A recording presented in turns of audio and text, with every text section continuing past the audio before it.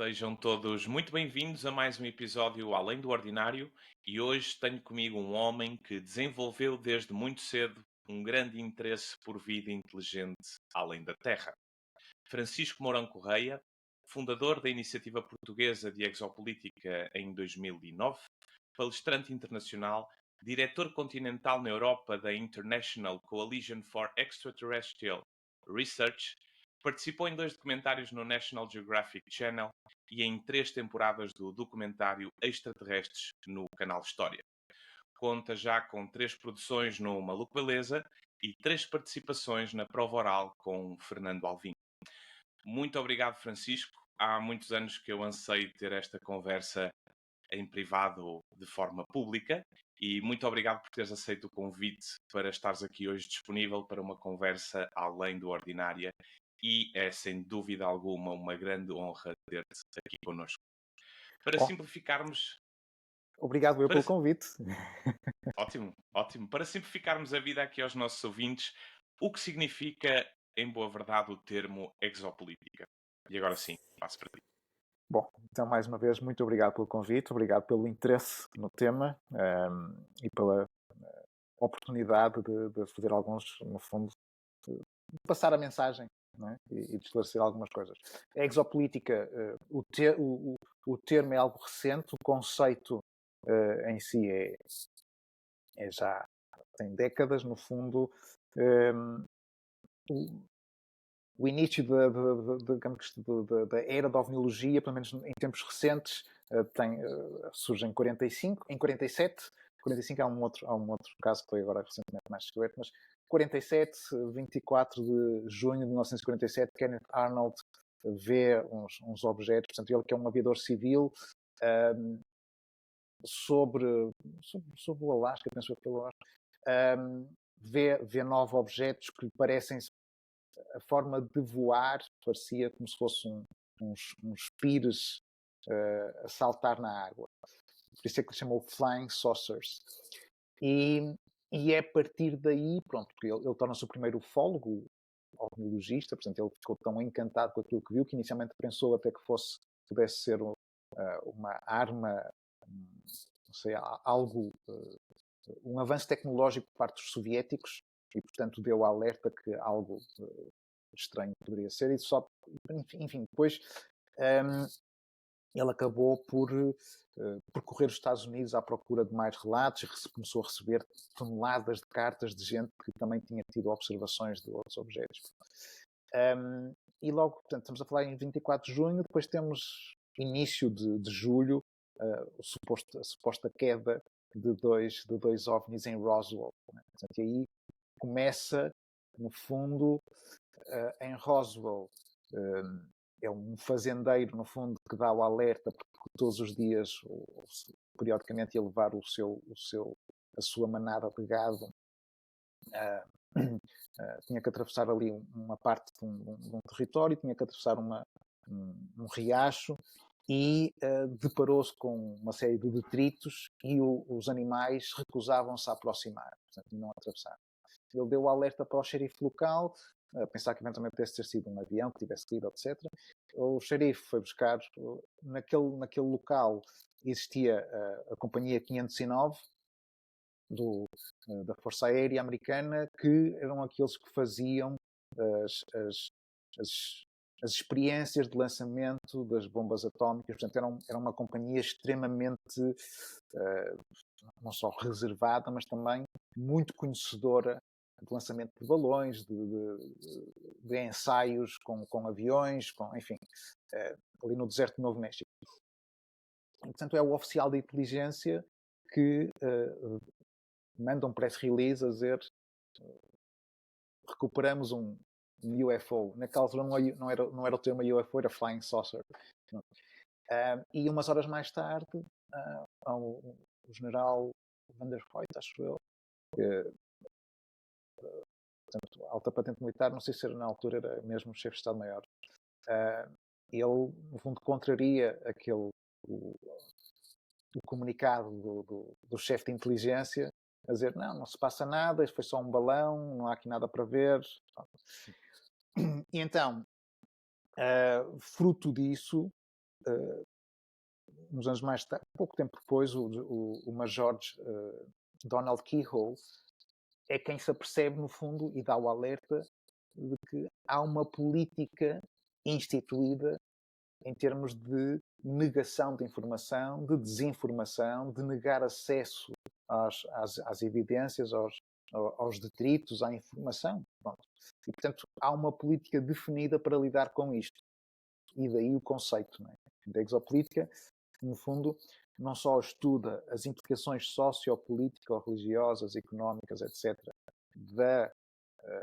da vida extraterrestre para com a nossa sociedade, e depois também como é que nós vamos lidar com isso, como é que vão ser as nossas políticas de relacionamento com essas outras entidades.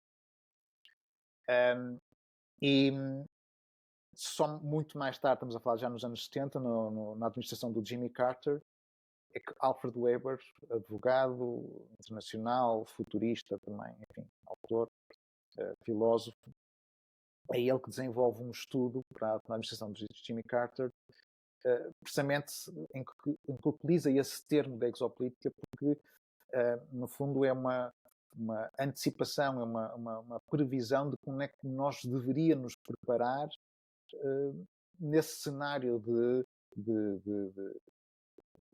de encontro com uma outra civilização inteligente.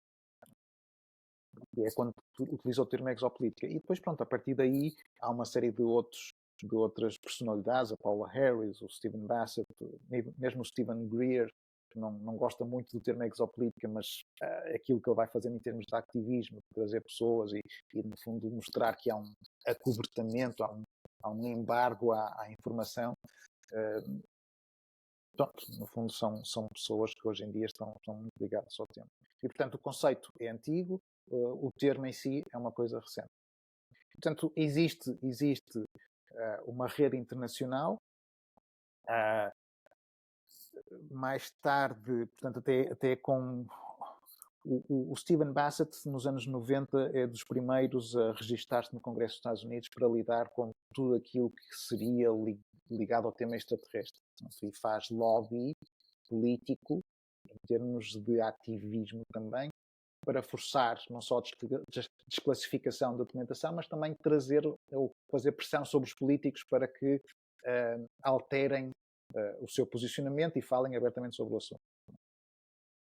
E o Michael Salla, que fundou o Instituto de Exopolítica, com sede nos Estados Unidos, é um académico, ele tem um doutoramento em resolução de conflitos.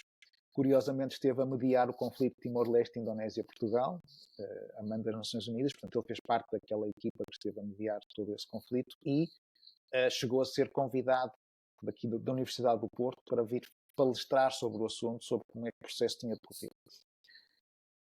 E foi nos meandros da diplomacia internacional que teve acesso a alguma informação que o levou a criar o Instituto. Pronto, e o Instituto depois tem representações em vários países. Eu sou o representante em Portugal, embora tenhamos visões ligeiramente diferentes. Eu já palestrei com ele, mas temos visões ligeiramente diferentes. Pronto, não podemos ser todos iguais. E para além disso, de facto, existe para além dos grupos internacionais de estudo da ovniologia, existem grupos mais dedicados à parte do ativismo e da pressão política, etc. E é o caso, por exemplo, da ICER, que está registada em Portugal e que tem membros de 30 países.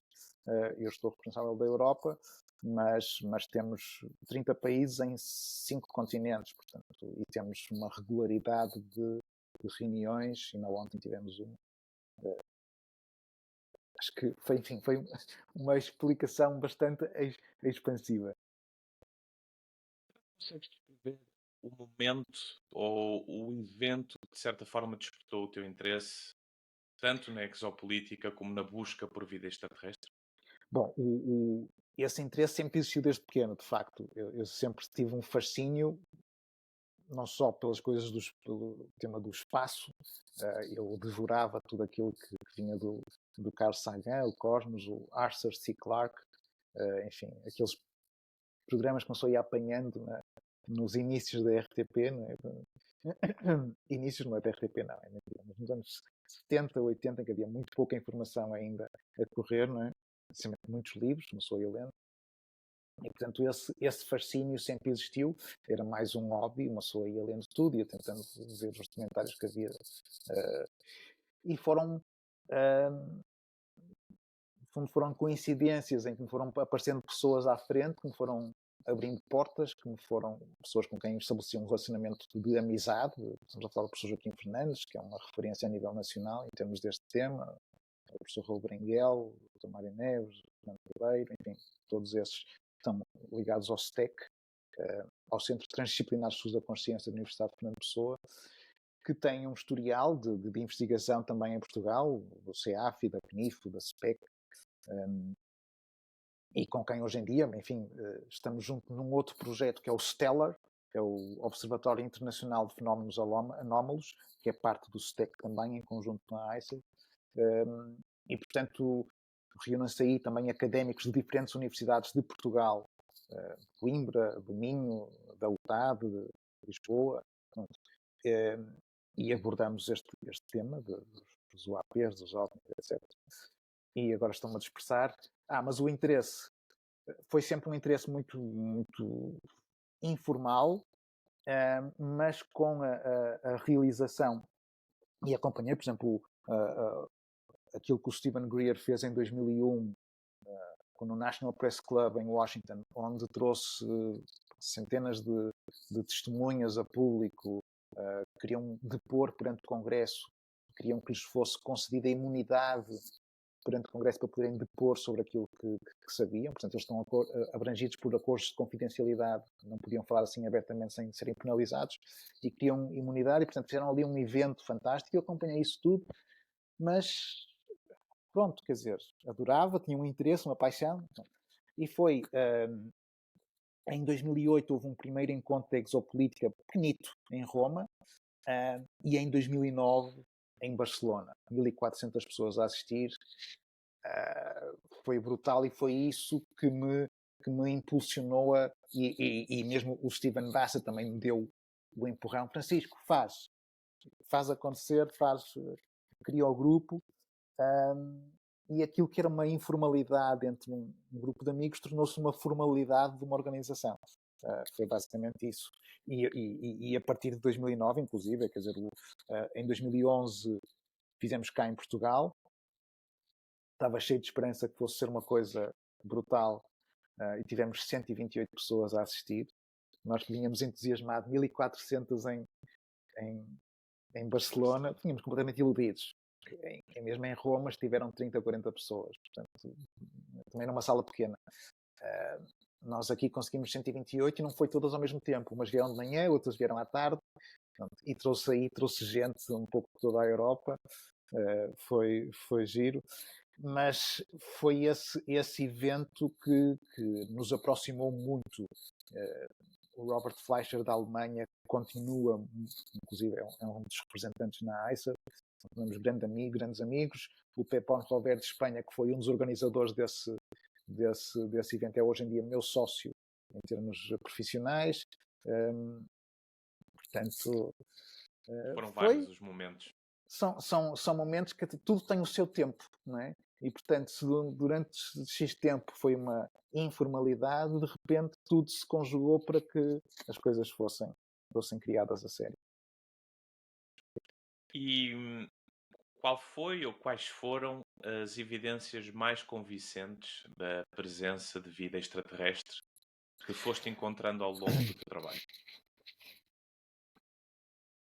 Eu, pessoalmente, eu nunca vi nada. Zero. Fiquei curioso. Fiquei curioso.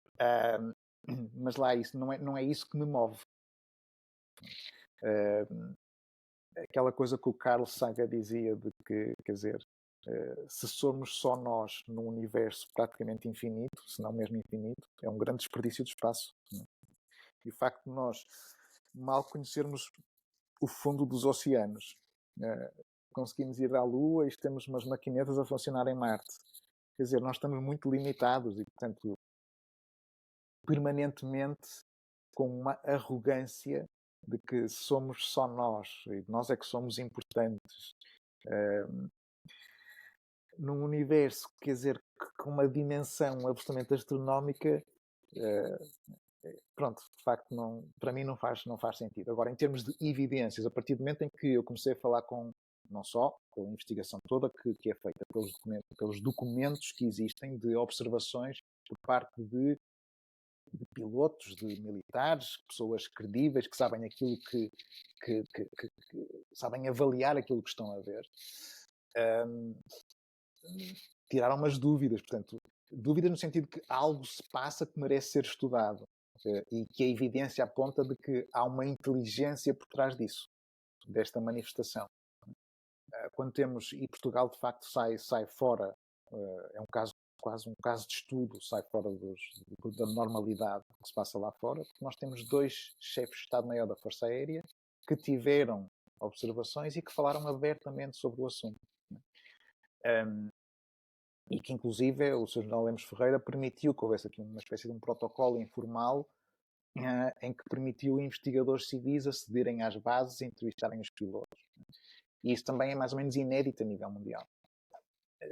E, portanto, eu com o Sr. General Conceição e Silva fui muito próximo dele, falamos muito, quer dizer, eu estive em casa dele, ele esteve em minha casa, tínhamos uma relação de amizade grande. E ele também não tinha dúvidas.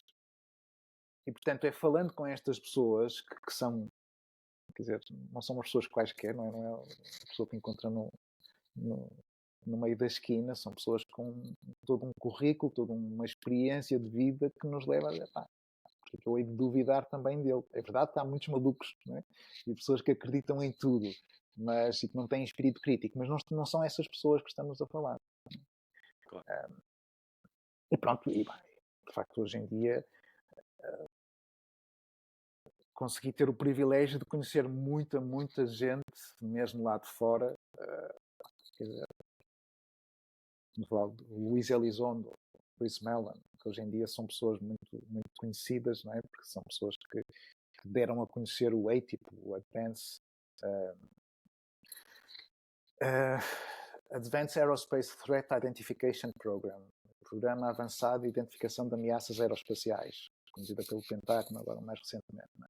E o Luís Elizondo foi quem esteve à frente desse programa. E eu estive com ele pessoalmente em San Marino, porque ele foi um dos apoiantes de um dos nossos projetos, o Projeto Titano, tentar levar o tema às Nações Unidas. Ele esteve-nos a acompanhar nessas reuniões que houve. Portanto, foram uma série de coincidências que me permitiram o privilégio de conhecer pessoas que ainda reforçaram mais a minha... Essa posição. Não posso ser as minhas certezas. Sim, certezas, sim. É algo que merece, de facto, um estudo alargado de todos os cantos da sociedade. Não é? E como é que abordas o ceticismo no campo da exopolítica, do assunto dos extraterrestres, seja na comunidade científica, mas também do público em geral? Muito por... O que acontece é muito por ignorância também e por muito pelo estigma que existe. Não é? Portanto, aquilo que há pouco estava a referir. Se de início foi implementada uma política de desacreditação, de desinformação, não há aqui nada para ver, sigam em frente. Não é? São tudo ilusões de ótica, são gases do pântano. Portanto, isso acaba por, tantas vezes é repetido e se são campanhas bem orquestradas para passar essa narrativa, que acaba por se embrenhar na sociedade. E, de facto, depois também é verdade que o fenómeno em si,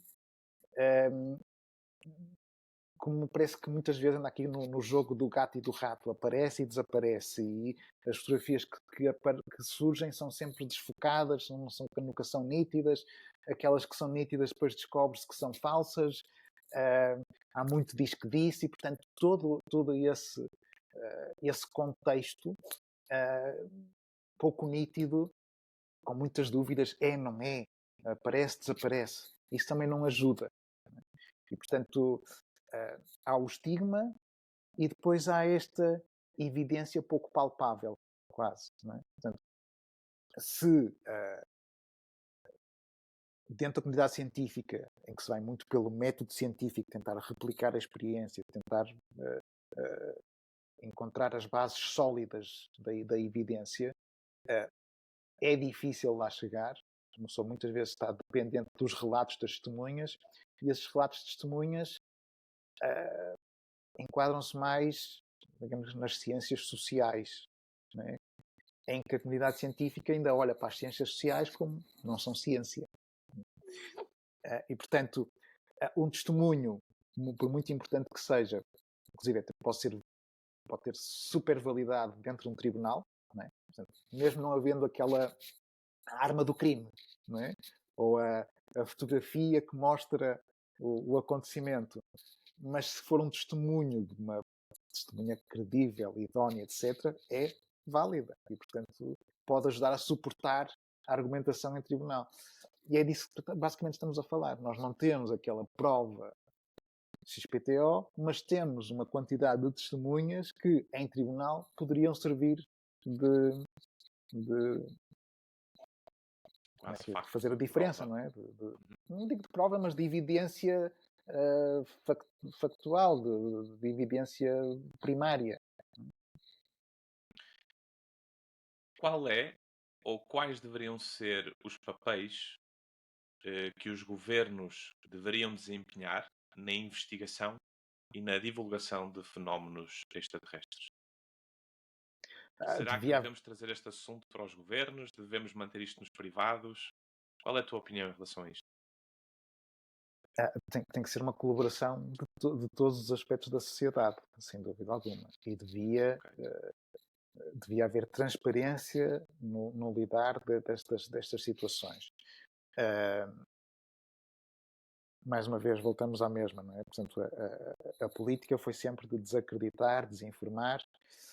Também, e vamos lá ver, o porquê disso. De início, aquilo que se percebe é que quando eles, precisamente os americanos, quando se aperceberam que, primeiro, pensaram que, lá está, pudessem ser os soviéticos, pudessem ser os japoneses, não é? Pudessem ser o tal salto tecnológico que um adversário tivesse conseguido atingir, e, portanto, isso era uma preocupação militar. E, portanto, vamos tentar perceber o que aquilo é. A partir do momento em que perceberam que, se calhar, não era nenhum adversário, mas poderia ser algo exterior, uma inteligência eventualmente superior, isso é uma preocupação. E, portanto, é uma preocupação para a sociedade em si. Portanto, se a sociedade vê os militares como garante da sua soberania e segurança, se há algo externo que é superior, a sociedade pode, enfim, entrar em colapso, porque os medos serão muitos, não é? Por outro lado, se é algo superior e utiliza tecnologia muitíssimo superior, nós também queremos fazer segredo disso, porque temos de tentar perceber que ganhos é que conseguimos obter dessa tecnologia, desse conhecimento. E, portanto, vamos fechar copas e será só nosso. Pode ser uma vantagem em termos de teatro de guerra. Não é? E depois tem a questão também religiosa. Os cristãos veem, portanto, Deus criou o homem à sua semelhança. Eles foram criados à semelhança de quem? Não é? São fruto também da criação, também passaram pela tentação, também caíram no pecado, também tiveram uma salvação, houve um Cristo que lá foi. Portanto, essa perspectiva, pelo menos ocidental, também é difícil de gerir. E, portanto, houve um conjunto de fatores que levou e justificou, de alguma forma, o tamponamento da informação. E, pronto, Orson Welles conseguiu, de facto, exemplificá-lo bem, não é? Portanto, com um programa de rádio, pôs algumas pessoas em sobressalto e em vêm aí os extraterrestres, não é? E o pessoal entrou em pânico. Mais recentemente, quer dizer, a sociedade evolui, não é? E, portanto, devia haver... Há um jogo de forças entre aqueles que querem manter, no fundo, o segredo e aqueles que são a favor da transparência. E no meio ficam aqueles que, tipo tolo no meio da ponte, que não sabem bem o que fazer, porque as implicações são tão grandes que será que a sociedade está preparada? se calhar parte do mundo ocidental está, mas todo o resto do mundo não está, porque todo o resto do mundo tem muitas outras prioridades, nomeadamente sobreviver, né, no meio das guerras e das... continua a haver escravatura em muitas partes do mundo, continua a haver imensos abusos, as pessoas não têm qualidade de vida, por isso é que também há tanta imigração, não é? As pessoas veem o seu país destruído. Se aqui não podemos estar, vamos para outro que nos dê estabilidade. E, portanto, há esses fluxos migratórios de pessoas que andam à procura de uma vida melhor, porque o Ocidente destruiu-lhes o país todo, não é? À procura dos seus recursos. Portanto, nós continuamos a repetir os erros do passado. Quando chegamos também ao novo mundo, chegamos lá está. Isso também é outra das preocupações. Nós vamos interpretar ou tentar colocar o nosso comportamento nos outros. Os europeus chegaram ao novo mundo e dizimaram, exploraram os recursos, as pessoas, tudo, não é? E, portanto, há se calhar essa preocupação de que podemos nós vir a sofrer na pele o que nós fizemos também aos outros. E continuamos a fazer, porque a África continua a ser o continente onde se fazem as experiências todas, farmacêuticas e não só, e o mundo olha completamente, é um continente esquecido. É um continente esquecido, aquela gente lá sofre na pele, a percentagem inconcebível de gente que não tem acesso aos cuidados básicos, não tem acesso à eletricidade, não tem acesso à comida, é surreal. Portanto, nós aqui na Europa vivemos numa bolha em que temos um conforto que não existe em mais lado nenhum. Nos Estados Unidos, Canadá, Austrália, pronto, mas tudo o resto, enfim, né? Saímos daqui e, de facto, as coisas não são fáceis. E, portanto, se calhar parte desta população que está habituada a ver os filmes de Hollywood, se calhar está um bocadinho mais consciente, preparada, não sei se está, mas está um bocadinho mais consciente. Todo o resto do mundo está ignorante e está... quer dizer, tem tantas outras prioridades para pensar, pronto, a não ser que, de facto, houvesse uma grande mudança e houvesse essa predisposição por parte do fenómeno em si de provocar essa mudança para melhor. Se for para pior, acho que nenhum de nós quer. E, portanto, os governos podem ou devem estar envolvidos. É delicado porque nós, concretamente, não sabemos com o que é que estamos a lidar. E não sabendo com o que estamos a lidar, pode haver transparência, ou devia haver alguma transparência, até com a comunidade científica, no sentido de promover um melhor estudo, para tentar entendermos. Mas eu reconheço, porque o fenómeno apresenta-se com tantas diferenças, ou são luzes, ou são, como algumas pessoas alegam, naves, a quantidade diferente de morfologia de objetos que existem nas observações, morfologia diferente de supostos seres que são observados e interagem com pessoas, desde seres de luz a seres com formas completamente dispersas, diferentes, que isso também cria muita confusão. Afinal, concretamente, é o quê? É uma origem, são diferentes origens, mas se então são tão diferentes origens, porque este interesse todo cá, qual é a agenda que está por trás, atuam em conluio ou não, diferentes agendas. Ou seja, não é algo... Não há uma narrativa coerente. E mesmo para os chamados experienciadores, aqueles que sofrem a experiência do contacto, ou que relatam casos de contacto, uma pessoa vai a ver, alguns são semelhantes, mas outros são muitíssimo diferentes. Alguns têm uma experiência muito boa e outros têm uma experiência extremamente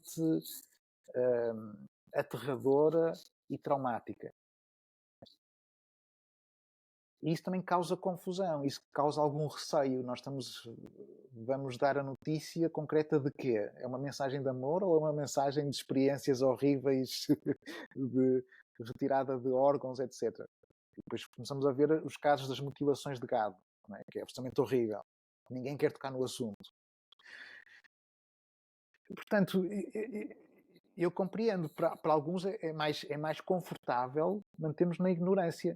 nós temos tantos problemas no dia a dia que é mais confortável manter-nos na ignorância. As pessoas têm o seu iPhone, vão todos os dias à internet, comprar coisinhas no continente e não sei o quê, e está tudo bem. E veem a telenovela ao final do dia, veem os seus vários jogos de futebol ao longo do dia, ao longo do fim de semana. Está perfeito, é melhor assim.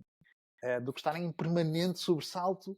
Será que me vai acontecer a mim? Será que eles vão chegar aqui e vão nos invadir e vão nos comer a todos? Saber também, para um governo, a estabilidade é algo importante também, principalmente aqui no Ocidente. Portanto, é complexo, não há uma resposta fácil. Foste tocando em alguns pontos que para mim seriam muito importantes irmos lá. Não sei se vamos ter tempo de ir a todos, mas qual será a tua perspectiva sobre o impacto da revelação da vida extraterrestre? Que impacto teria na sociedade? E já agora, se pudermos aliar outro tema que eu tinha aqui, fala-se muito na internet, quando se fazem pesquisas muito básicas, de uma possível fake alien invasion. E se ela é fake, provavelmente as intenções por detrás seriam cumprir uma agenda, trazer o medo para a população. Qual é a tua perspectiva sobre uma revelação ou uma aparição, digamos, verdadeira, ou mesmo uma invasão alienígena que seja programada e que afinal de contas não é? Duas perguntas muito ligeiramente diferentes, mas que se tocam. Não sei se foi no último episódio da série Pequena História que nós abordamos precisamente isso, sobre o impacto, como é que a sociedade reagiria à chegada hollywoodesca. Não é? Depende, provavelmente com muito receio. Se chegasse de repente aí, sem qualquer aviso, uma grande nave a Hollywood, não é? Ou várias, sobre as diferentes cidades mundiais, seria provavelmente um pânico geral. Não é? Pânico geral também muito sugestionado pelo Hollywood, pelas invasões, vários filmes de invasões que já houve, não é? Tipo Guerra da Independência. E é precisamente isso, é lidar com o desconhecido. Quem são eles? O que é que estão aqui a fazer? Vamos conquistar? Lá está, é o reviver de tudo aquilo que nós fizemos também no passado. Não é? Vão-nos comer. O mundo parava. No fundo, existe o livro e o filme, O Dia em que a Terra Parou. Não é? É isso. Ficamos no sobressalto. E vi essas pessoas coladas na televisão a tentar saber mais informação, claro, na televisão ou na internet, ou seja o que for. Em termos de manipulação, o projeto Bluebeam terá sido, no fundo, uma hipótese no passado, estamos a falar anos 60, penso eu, em que a ideia, portanto, formas de controlo da sociedade através do medo, não é?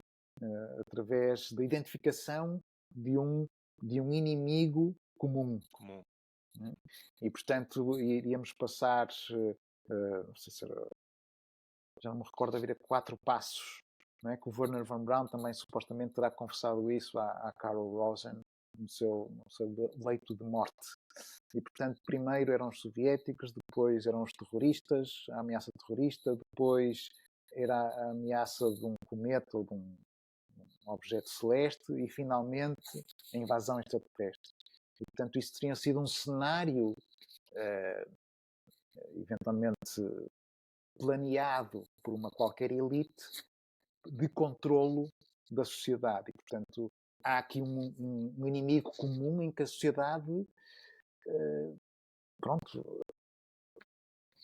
vive em permanente medo, sobressalto, não é? E, portanto, é controlada. Portanto, lá está o Estado, como garante da sua segurança, vai implementar medidas de controlo para que as pessoas se sintam seguras, digamos assim, porque o Estado está ali para... Então, quando tudo tivesse passado, finalmente viria essa com recurso a imagens holográficas essa suposta invasão extraterrestre. Hoje em dia, isso pode ter sido eventualmente um plano de alguém iluminado no passado, que hoje em dia, se calhar com a tecnologia que existe, até seria mais fácil de implementar, mas também mais fácil de descobrir. Não sei. Cá estaremos para ver. E não é só isso. A partir do momento em que a informação fica disponibilizada, também as pessoas estão mais despertas para tentar e, portanto, vão duvidar mais facilmente. Olha, está a acontecer. Será que é mesmo? Não será aquilo que estavam a dizer que ia acontecer? Portanto, ajuda à confusão, ajuda também a mais controle, criar a dúvida. Antes de irmos a Portugal, porque eu acho que vai ser interessante essa conversa relacionada com este país, quais são os avanços que esperas ou que gostavas de ver no campo da exopolítica, sei lá, nos próximos 10 anos? Bom, sem dúvida alguma que aquilo gostava de ver concretizado aquilo que foi o projeto Titano, que foi e que ainda é, que está, enfim, suspenso. No fundo, é uma tentativa de reavivar a iniciativa de Granada de 78, quando o primeiro-ministro de Granada, Sir Eric Carey, tentou levar o tema às Nações Unidas e, portanto, houve na altura várias reuniões inclusive com o secretário-geral das Nações Unidas, para tentar implementar ou levar à criação de uma agência dentro das Nações Unidas que estudasse o fenómeno e acompanhasse os avanços da investigação, etc. E, portanto, nós conseguimos reavivar envolvendo o governo de São Marino, que mostrou disponibilidade e interesse, até porque desde os anos 60 tem sido um patrocinador de um congresso anual que existe em São Marino para debater avanços astronómicos ou aeroespaciais e pelo meio mete-se também o fenómeno OVNI. E chegou inclusive pelo menos houve 2 coleções filatélicas também ao longo destes anos que foram emitidas pelo governo sobre este tema da ovniologia. E portanto nós em 2021, logo a seguir à pandemia, conseguimos que o governo de São Marino abrisse portas à discussão. Foi feita estivemos lá com o Luís Elizondo, foi feita como é que se diz, uma consulta à população que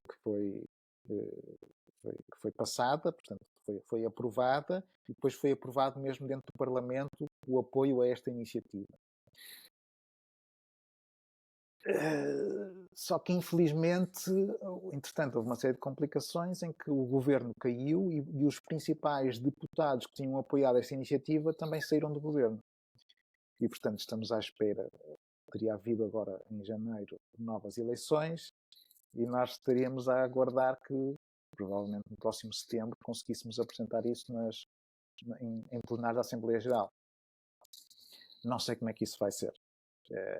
Principalmente em função daquilo que foi a divulgação da notícia de ontem, do relatório do Pentágono de ontem, em que vem, no fundo, tentar pôr uma pedra sobre o assunto, que não vai dar pano para mangas. Portanto, esse seria de facto o meu primeira expectativa e objetivo, era tentar validar o projeto Titano, envolver mais países na investigação, pôr eventualmente também o próprio Parlamento Europeu a falar sobre o assunto. Já tem havido alguns contactos nesse sentido, existem algumas iniciativas a correr também. É mais ou menos isso. É mais ou menos isso. Como é que a Exopolítica Portugal colabora com organizações internacionais no campo da exopolítica e, de certa forma, como é que ela contribui para uma conversa global sobre a inteligência extraterrestre? Bom, isso é o principal. Não é? Portanto, a exopolítica surge precisamente como rede de grupos interessados no tema.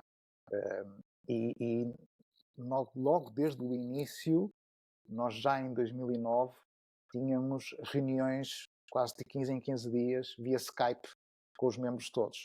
E, portanto, ainda não existia Zoom e nós já fazíamos isso com regularidade. E hoje em dia mantém-se. Portanto, a pandemia nesse aspecto ajudou a aproximar ainda mais e a desenvolver formas de trabalho remoto que são importantes. Nós, e também reconheço muito do meu trabalho que eu gosto de falar com as pessoas e atiro-me para a frente e vou falar com elas. Temos uma boa relação com tudo aquilo que são organizações de peso, ainda antes da ICER existir, com a Society for UEP Studies. Nós fomos convidados, dentro do Stellar, a participar no simpósio Limina, o ano passado, em fevereiro de 2023, em que reuniu académicos de diferentes universidades do mundo inteiro. Foi um congresso espetacular, online. E depois aquele que é o presidente da Society esteve cá em Portugal, veio cá conhecer-nos. Tivemos também uma pequena palestra lá na Universidade de Fernando Pessoa. E temos boas relações com eles. Com a Scientific Coalition for UAP Studies, a mesma coisa nos Estados Unidos, o Robert Powell, temos uma boa relação. Com inúmeras outras organizações, e mais, até porque dentro da ICER temos pessoas ligadas também a essas outras organizações.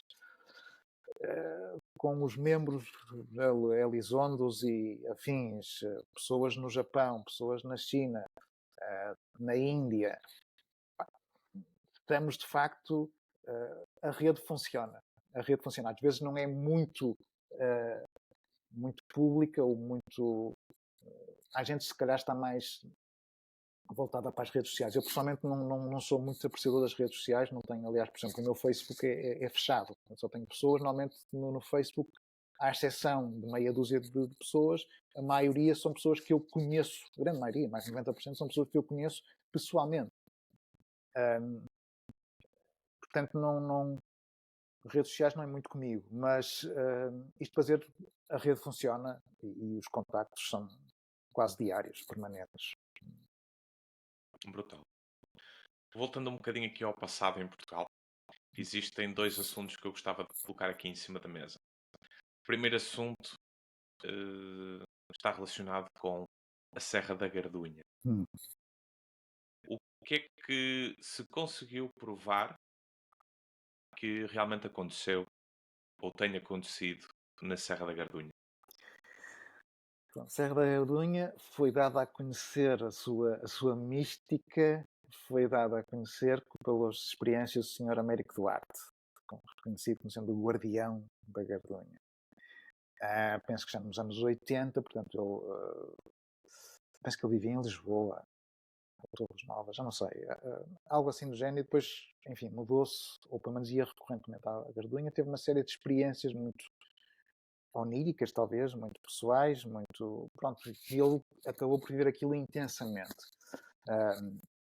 Ao ponto de ter um diário de centenas de observações por noite, e acabou por, nas suas visões oníricas,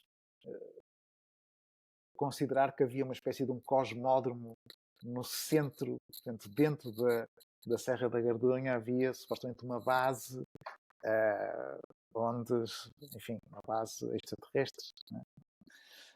Ele contactou com o STEC, com o professor Joaquim Fernandes, houve uma intensa troca de correspondência com ele, entrevistas pessoais com ele, houve uma equipa de investigação de campo que se deslocou à Gardunha, pernoitou esteve acampada a tentar detectar tudo aquilo que o senhor dizia que via, fosse através de alterações do campo magnético, observações,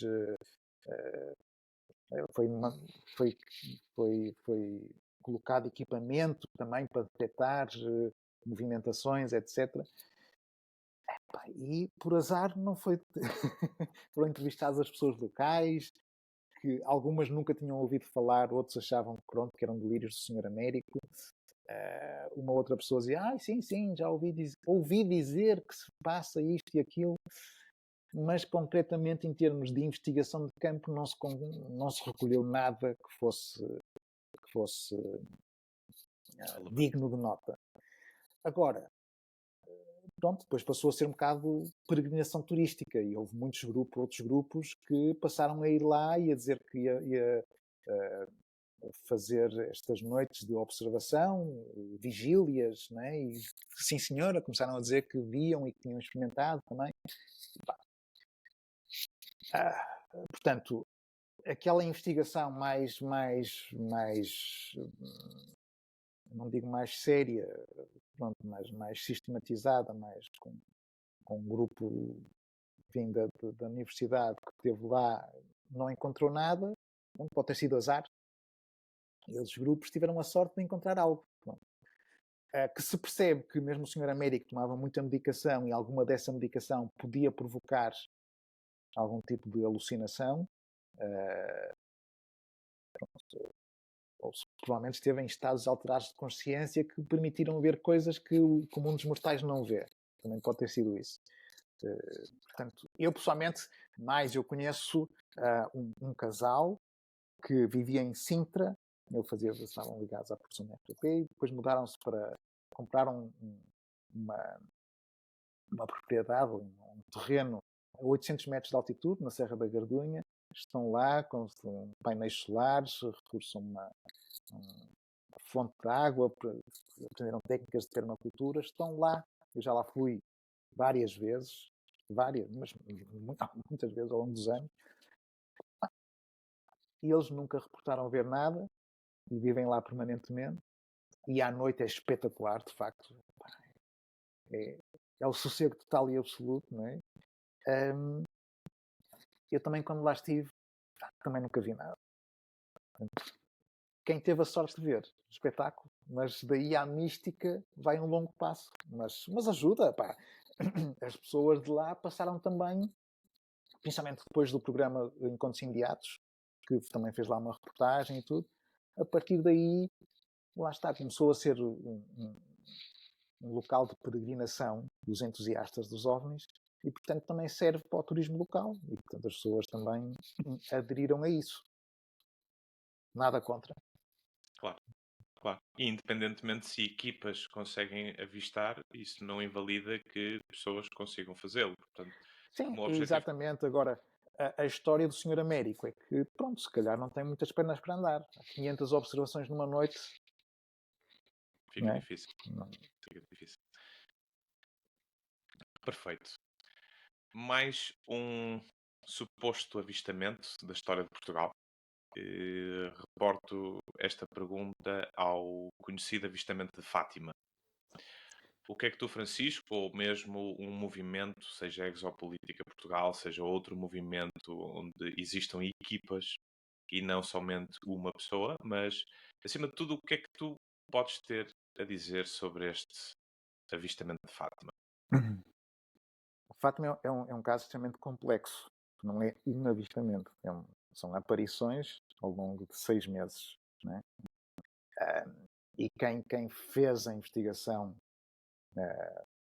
séria, uma investigação aprofundada sobre o tema, estamos a falar do professor Joaquim Fernandes e da doutora Fina de Armada, depois com o apoio dessa equipa multidisciplinar que, após terem tido não só acesso aos arquivos do santuário, como também arquivos da Torre do Tombo, entrevistas, portanto, identificação de testemunhas que ainda estavam vivas, precisamente do 13 de outubro de 1917. E, portanto, levaram a todo um estudo e publicação de vários livros sobre o assunto. Alguns até foram traduzidos, alguns não. Houve uma série de 3 livros foi publicada nos Estados Unidos.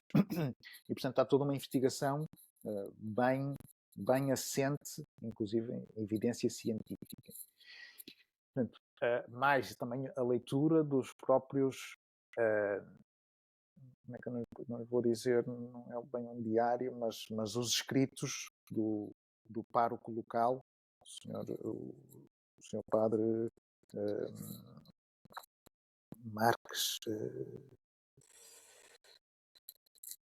Bom, o padre local que recebeu portanto, foi o confessor naqueles logo os primeiros dias após a primeira aparição e que acompanhou as outras aparições também.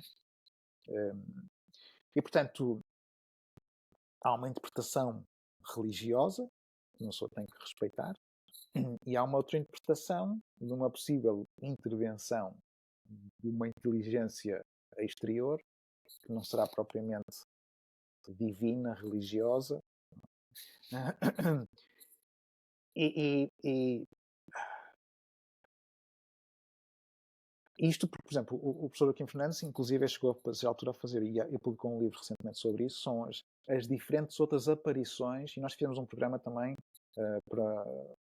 para uma televisão americana, sobre as diferentes aparições em Portugal. Portanto, não é só Fátima, há várias outras.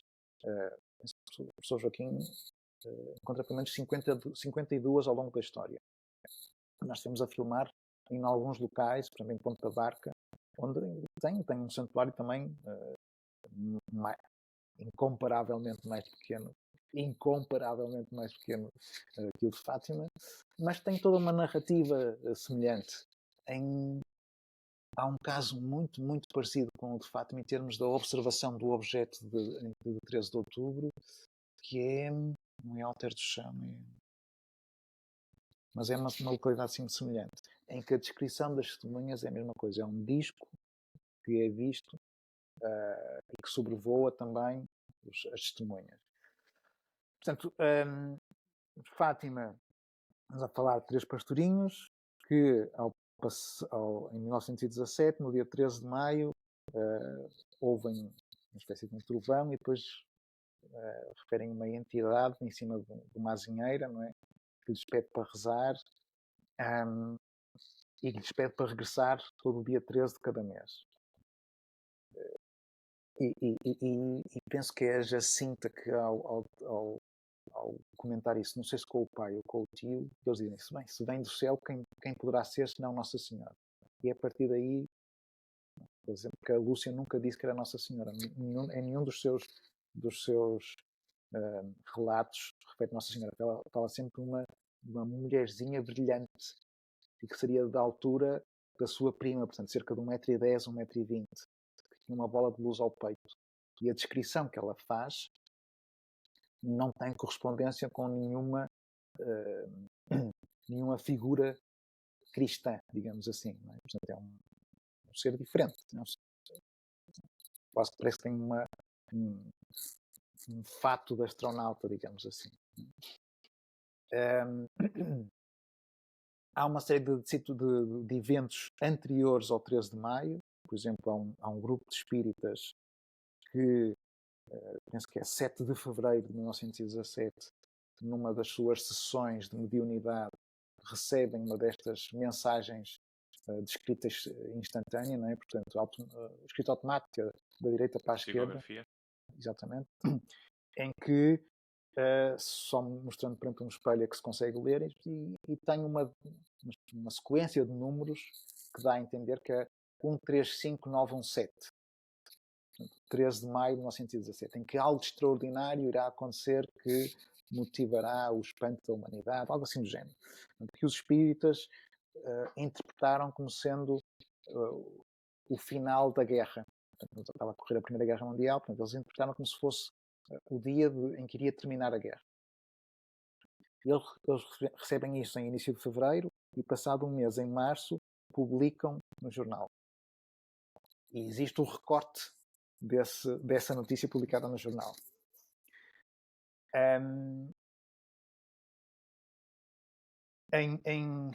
Em maio, há um outro espírita também, penso que é do Porto, também publica no jornal que algo de extraordinário irá acontecer no dia 13, algo assim do género.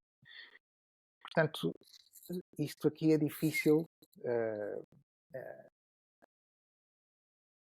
a Igreja que não aceita o espiritismo tem dificuldade em lidar também com este pormenor. Né? Portanto, Claro. Há um conflito de interesses. Ou de pronto, crenças. Ou de crenças. sim. Portanto, há aqui é um caso muito, muito complexo, com imensos detalhes. Depois, ao longo das diferentes aparições, ao longo dos meses, há registro por parte de observações, por parte de testemunhas de observações dos chamados chapéus voadores, esferas de luz que rodopiam, enfim, diferentes. O que é um chapéu voador, não é? Chapéu voador é um OVNI, né? À partida. A referência de um feixe de luz por onde descia Nossa Senhora e depois, quando voltava a subir, umas portas do céu que fechavam, que quase lhe trilhavam os pés. Todos estes pormenores, as pessoas não sabiam aquilo, não conseguiam interpretar aquilo que estavam a ver. É curioso.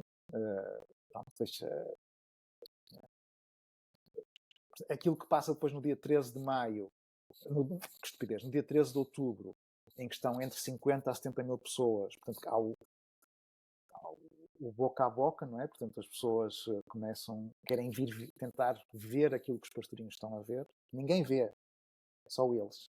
As pessoas veem alguns destes fenómenos estranhos das bolas de luz, mas não veem concretamente a aparição.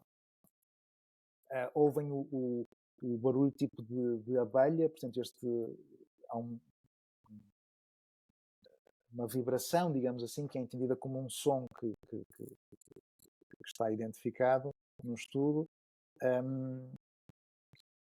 E, portanto, as pessoas têm estado a chover a noite toda. Aliás, as pessoas estão lá ainda todas molhadas, têm estado a chover. Há um objeto, há um repórter que diz que é o sol dançante. Portanto, testemunhas, por exemplo, como advogados ou médicos, professores universitários de Coimbra, na Universidade de Coimbra, que dizem que é uma espécie de um disco, como se fosse prata fosca, com uma série de luzinhas nas suas bordas, né, que vem a rodopiar e passa por cima da multidão. Por onde o objeto passa, obviamente não podia ser o Sol. Se fosse o Sol, toda a gente no planeta teria visto, para não falar das implicações que teria para o nosso sistema solar, além de que o Sol se aproximasse muito, era o fim de tudo, não é? Portanto, não há comparação, não podia ser. Mas, portanto, o objeto, por onde passa, as pessoas relatam a secagem da roupa, a secagem do chão, do solo, há a sensação do buzzing sound, do tipo de colmeia de abelhas, a sensação de calor, enfim. E foi possível, através da investigação deste grupo de investigadores, identificar algumas destas testemunhas que ainda estavam vivas e entrevistá-las. E foi feito um gráfico com as diferentes, com o posicionamento das pessoas em função do flyover, portanto, da passagem do objeto, e a sensação dos diferentes efeitos que foram registados. Mas, portanto, portanto, as pessoas não estavam pasmadas, não sabiam o que estavam a identificar, aquilo que estavam a ver, fizeram essa relação com um acontecimento religioso, divino, que se calhar não foi, e se calhar as pessoas não estavam preparadas para aquilo, né, para o que estavam a ver, e por isso é que eles foram embora. À semelhança daquilo que aconteceu em Alfena, não é? Quando o objeto aparece muito primitivamente, os trabalhadores da construção civil atiram pedras e o objeto vai-se embora. Lá está. Da mesma forma que os índios da Amazónia, quando vêm helicópteros, também atiram as setas. Não é? Portanto, é isso. Curioso. Portugal está realmente repleto de relatos. Obviamente não ia ser um espaço para trazer todos eles, ou quase todos os que eu fui encontrando ao longo dos anos. Mas tanto pela tua posição na Exopolítica Portugal, tanto pelo que eu já tenho vindo a entender como o papel que Portugal está a ter neste disclosure, neste Hum. assunto de extraterrestres. Mas falando de uma forma um bocadinho mais geral, qual sentes que é o papel de Portugal a nível global nos próximos anos? Bom, primeiro, o facto de aquilo que eu disse há pouco, nós saímos um pouco da regra, não é? Temos pessoas influentes que no passado tiveram uma abertura, que pelas frutas das suas experiências tiveram uma abertura. E, portanto, permitiram essa relação próxima com as Forças Armadas, o que é inédito. Temos um centro de investigação dentro da universidade. Temos académicos a estudar o fenómeno. Temos a ICER registada em Portugal. Portanto, nós parece que passamos despercebidos, por sermos muito pequeninos, mas temos gente, pela nossa posição, pelo facto de somos pequenos, mas temos relevância. Temos relevância. O facto, por exemplo, a ICER foi registrada em Portugal, foi por votação unânime de toda a gente. Okay. Quiseram, podia ter sido noutro sítio qualquer, mas preferiam que fosse Portugal. Temos agora o deputado, o eurodeputado Francisco Guerreiro, português, também ele tentar fazer barulho no Parlamento Europeu. Filipe Nascimento, a lidar também com a investigação em termos da microbiologia e ligado à Society for European Studies, muito próximo também do Gary Nolan. Ele também esteve cá recentemente, temos com ele. Portanto, mais um português. Portanto, vamos tendo gente, os portugueses vão tendo sempre um papel relevante em alguma coisa, não é? Pelo bem ou pelo mal, mas vamos tendo pessoas de facto com peso. Portanto, temos um papel, sem dúvida alguma, pela nossa história, não é? Nós estamos repletos de exemplos de como podemos ser os grandes. E temos um papel, sem dúvida alguma.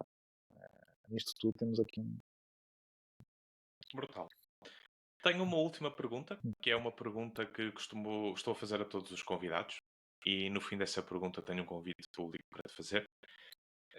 Essa pergunta, numa linguagem mais, enfim, traga um calão. E se der merda na sociedade, o que é verdadeiramente importante para ti? Depende do que é merda, depende da dimensão da merda, depende de onde a merda cair. Portanto, isso, seja independentemente da dimensão da coisa, será sempre caos. Né? E, portanto, do caos há de surgir algo novo. Para surgir esse algo novo, há muito desconforto pela frente. E, portanto, é verdade que a sociedade, principalmente a sociedade, estamos sempre a falar do que é, sem dúvida alguma, que a sociedade ocidental não está preparada para lidar com a merda. E, portanto, sair da zona de conforto, perder o conforto, vai ser sempre para nós muito mais difícil do que alguém que vive no meio do Uganda todos os dias a lutar pela sobrevivência. Ou alguém que vive no meio da Amazónia, ou enfim. Não é? Portanto, isso depende muito do que é merda concretamente. Para nós é uma coisa, para o outro poderá ser outra coisa qualquer. Né? Para aqueles que pior não pode ficar, é indiferente. Aquela situação de uma tempestade solar, Por exemplo. em que manda tudo abaixo. O mundo ocidental fica na merda. Mas quem vive no meio da Amazónia é indiferente. É um dia como outros qualquer. Esses estão mais bem preparados. Esses não têm merda nenhuma. Vivem a merda todos os dias. Estão habituados a ela. Portanto, é relativo. É uma pergunta um bocadinho filosófica porque é muito relativa. É muito relativa. O mundo é tão diverso que está preparado ou impreparado consoante, de facto, o tipo de conforto a que está habituado. Porque reunir à volta de uma fogueira sem mais nada pode ser extremamente confortável para quem lá vive todos os dias. E para nós, pá, gostamos de se calhar passar por isso 2 ou 3 dias, mas depois queremos voltar para o nosso Queremos o cantinho, sofá. não é? Ah, O sofá, tudo, portanto, depende. Mas claramente, para nós, não será bom. não será agradável. Não será agradável. O Francisco, estamos a agradável chegar é. ao fim. Agradável é um termo até muito. Ou melhor, o desagradável é, É muito suave. é muito suave. Estamos a chegar ao fim. Eu gostava sempre, quero sempre manter mais ou menos uma hora. Uhum. Pode extrapolar, claro, estas conversas, mas estamos a chegar ao fim e quero fazer-te um convite que também tenho feito a todos os convidados. E no fim do ano de 2024 quero criar o livro Além do Ordinário, onde quero disponibilizar páginas para todos estes convidados que sintam vontade em participar nesta criação coletiva, onde a ideia será dar espaço para que cada convidado manifeste por palavras algum contributo sobre o passado, o presente ou o futuro da humanidade e partilhando com os leitores conselhos, dicas, devaneios, ideias que sintam ter vontade de partilhar. Terias interesse em participar nesta criação? Muito obrigado pelo convite. Com certeza podes contar comigo. Altamente, altamente. Muito obrigado. E espero, Muito desejo obrigado, que seja um Francisco. sucesso. Espero que seja também. Vamos ver o que é que juntos conseguimos criar. Francisco, muitíssimo obrigado por este momentinho. Tenho a certeza absoluta que vamos conversar mais vezes. Para mim foi muito importante estabelecer pela primeira vez este contacto mais pessoal contigo. Era algo que eu realmente queria fazer há vários anos, desde os tempos em que via os tais documentários na televisão ou até dos momentos em que tive a oportunidade de ouvir palestras tuas. Portanto, muitíssimo obrigado por estares aqui Obrigado, eu. e espero ver-nos em breve. Sim. Obrigado eu pelo convite. Obrigado pela vossa atenção, para quem tem interesse nestes temas. Despertar é sempre fundamental para outras realidades. E, portanto, é isso que nós tentamos pensar, passar a mensagem. Não é? Há coisas que às vezes passam despercebidas, mas que não deixam de existir, independentemente de acreditarmos elas ou não. Exatamente. Um abraço a Muito todos. obrigado, Francisco. Obrigado.